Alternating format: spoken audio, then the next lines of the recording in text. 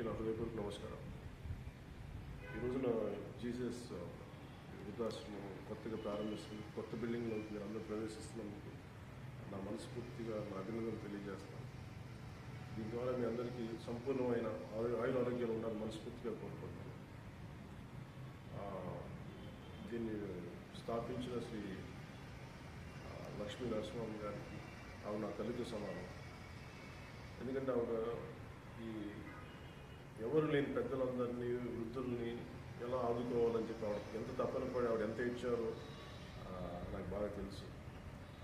ఆవిడ కన్నీళ్ళే నన్ను చాలా కదిలించినాయి. అంటే ఒక మనిషి చాలా చిన్న ఉద్యోగం నుంచి, ప్రభుత్వ ఉద్యోగం నుంచి ఇలాగా ఎవరు లేని అంటే పిల్లలు ఉండి కూడా అనాథలైన పెద్దలకి ఆవిడ అండగా నిలబడాలి అని ఆవిడ గురించి తండ్రి నుంచి ఆవిడ సంక్రమించిన ఆస్తి వృద్ధాశ్రమం పెద్దలను చూసుకోవడమే ఒక మంచి అలవాటు. అదే ఆవిడ సంక్రమించిన ఆస్తి. ఆ ఆస్తి కోసం వాళ్ళకి నేను తిండి పెట్టలేకపోతున్నాను, వాళ్ళని ఆదుకోలేకపోతున్నాను అని చెప్పి ఆవిడ నా దగ్గరికి వచ్చిన ఏడుపు ఇంకా నేను మర్చిపోలేను.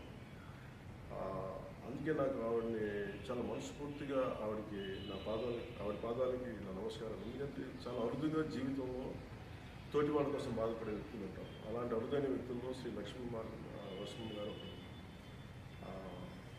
ఆవిడ ఈ రోజున కనీసం తిండి పెట్టలేని పరిస్థితి నుంచి ఈ రోజున స్వతంత్రంగా ఒక జీసస్ హోమ్ లాంటి ఒక వృద్ధాశ్రమం కట్టి సొంత బిల్డింగ్లో తీసుకెళ్లే స్థాయికి ఆవిడ తీసుకొచ్చారంటే ఆవిడ ఎంత తపన పడి, ఆవిడ ఎంత భగవంతుని ఎంత ప్రార్థించుంటారో, ఎంత కోరుకుంటే కానీ జరగలేదు.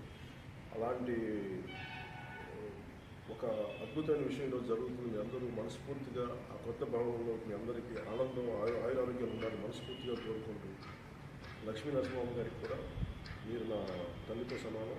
మీరు ఎప్పుడు సంతోషంగా 10 మందికి సేవ చేయాలని కోరుకుంటూ, దాంట్లో నేను కూడా నా చేతనని చేయడం మీకు అందిస్తాను మనస్ఫూర్తిగా సెలవు తీసుకుంటూ. అలాగే ఆవిడకి తోడ్పడిన ప్రతి ఒక్కరికి పేరు పేరు నా అభిమానులకు కానీ, ఇంకా చాలామంది పెద్దలందరికీ ప్రతి ఒక్కరికి పేరు పేరున మీ అందరికీ లక్ష్మీ నరసింహం గారు తరపున మీ అందరికీ ప్రతి ఒక్కరికి పేరు పేరు నా కృతజ్ఞతలు తెలియజేస్తున్నాను.